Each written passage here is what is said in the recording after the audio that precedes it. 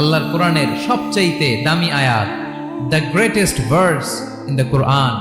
উবাই ibn Kab রাদিয়াল্লাহু তাআলা আনহুকে বিষ্ণু সাল্লাল্লাহু আলাইহি ওয়াসাল্লাম জিজ্ঞেস করলেন, উবাই বলো তো কোরআনের কোন আয়াতটা সবচেয়ে সেরা?